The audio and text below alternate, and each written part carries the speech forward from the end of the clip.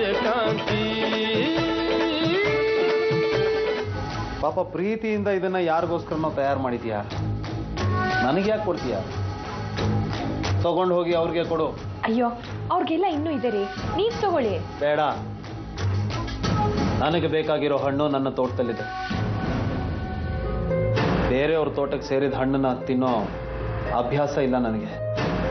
ಸರಿ ಬಿಡಿ, ನಾನು ನಿಮ್ಗೆ ಆಮೇಲೆ ಸಿಗ್ತೀನಿ. ತಡ ಆದ್ರೆ ಅಮ್ಮ ಬೈತಾರೆ.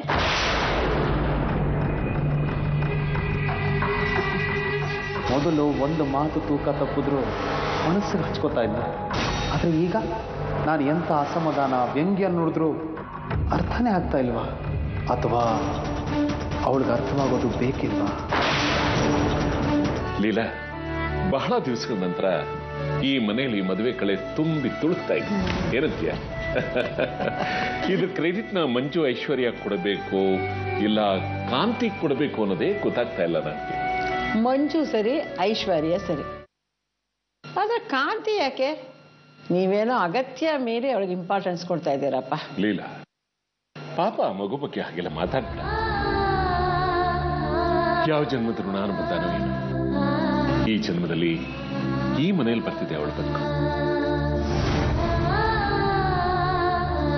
ಈಗಲೂ ಅಷ್ಟೇ ಕಾಂತಿ ಜಾತಕನ ಬಾಬು ಜಾತಕ ಜೊತೆಗೆ ಸೇರಿಸ್ಬೇಕು ಅನ್ನೋದೇ ನನ್ನ ಆಸೆ. ಕಾಂತಿ, ನೀನಂತೂ ನಂಗೆ ತುಂಬಾ ಇಷ್ಟ ಆದೆ. ನನ್ನ ಜೊತೆ ಫ್ರಾನ್ಸಿಗೆ ಬರ್ತೀಯಾ? ಫ್ರಾನ್ಸ್ಕಾ? ಯಾಕಮ್ಮ, ನಿಂಗೆ ಅಲ್ಲಿ ಬರಕ್ಕೆ ಇಷ್ಟ ಇಲ್ವಾ? ಹಾಗಲ್ಲ ಅಮ್ಮ, ನಾನು ಹುಟ್ಟಾಗಿಂದ ನಮ್ಮೂರು ಸುತ್ತ ಇರೋ ಒಂದು 10 ಹಳ್ಳಿ, ಈ ಬೆಂಗಳೂರು ಇಷ್ಟು ಬಿಟ್ರೆ ಇನ್ನೆಲ್ಗೂ ಹೋಗಿಲ್ಲ. ಅಲ್ಲಿಗೆ ಬಂದು ನಾನೇನ್ ಮಾಡ್ಲಿ? ಕಾಂತಿ, ಯಾಕೆ ಹೀಗೆ ಮಾತಾಡ್ತಾ ಇದೀಯಾ? ಅದು ನಿನ್ನ ಮನೆನೇ ಅಲ್ವಾ? ಅಮ್ಮ, ನನ್ನ ಮೇಲೆ ಇಷ್ಟೊಂದು ಪ್ರೀತಿ, ನಂಬಿಕೆ, ಅಕ್ಕರೆ ಇಟ್ಕೊಂಡಿದ್ದೀರಲ್ಲ, ನನ್ಗೇನು ಹೇಳಬೇಕು ಅಂತಾನೆ ಗೊತ್ತಾಗ್ತಿಲ್ಲ. ನಂಗೆ ಒಂದು ವಿಷಯ ಅರ್ಥ ಆಗಲಿಲ್ಲ, ಅದನ್ನೇ ಮಾತಾಡಿ ಕ್ಲಾರಿಫೈ ಮಾಡ್ಕೊಳ್ಳೋಣ ಅಂತ ಬಂದೆ. ಆ ಹುಡುಗಿ ಮನೆ ಕೆಲಸ ಎಲ್ಲ ಮಾಡಿಕೊಂಡು ನಿಮ್ಮ ಜೊತೆ ಅಷ್ಟೊಂದು ಅನ್ಯೋನ್ಯವಾಗಿದ್ದಾಳಲ್ಲ, ಅಷ್ಟು ಕ್ಲೋಸ್ ನಿಮ್ಗವಳು. ಅಕ್ಕ, ಯಾರ ಬಗ್ಗೆ ಮಾತಾಡ್ತಾ ಇದೀಯಾ ಕಾಂತಿ?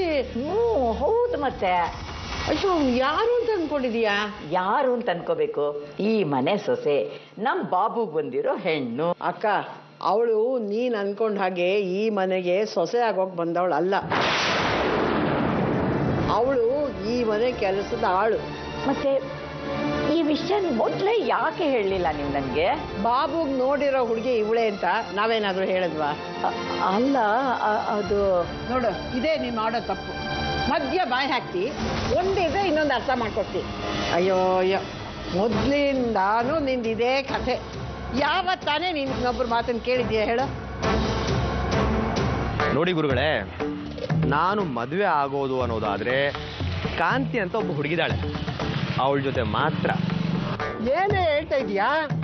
ಜೋಚಿಗಳೇ, ಹೆಚ್ಚು ಪ್ರಶ್ನೆ ಕೇಳಬೇಡಿ. ಅಲ್ಲಯ್ಯ, ಮದುವೆ ನಿಶ್ಚಯ ಆಗೋದು ಸ್ವರ್ಗದಲ್ಲಿ, ಅದೇ ಇಲ್ಲಿ ನಡೆಯೋದು. ಆ ಜೋಡಿಗಳನ್ನ ಒಂದು ಮಾಡೋ ಕೆಲಸ ಮಾತ್ರ ನಮ್ದು. ಹೀಗಿರುವಾಗ ನಾನು ಹೇಳ್ದಾಗೆ ಮಾಡಿ ಅಂತ ಹೇಳ್ತಾ ಇದೆಯಲ್ಲ. ಜೋಶಿಗಳೇ, ನಾನು ನಿಮಗೆ ಒಂದು ಪ್ಲಾನ್ ಹೇಳ್ತೀನಿ, ನೀವು ಹಾಗೆ ಮಾಡಿ.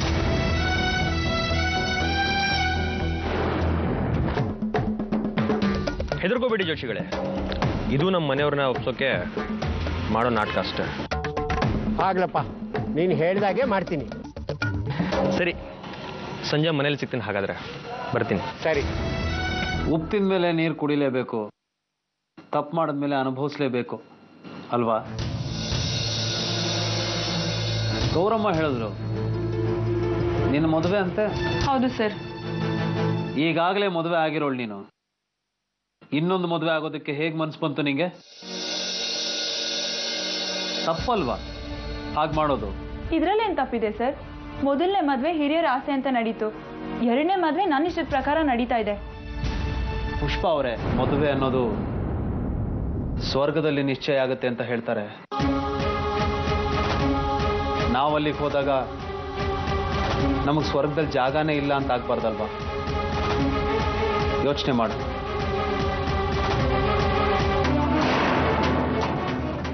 ಸೂರ್ಯಕಾಂತಿ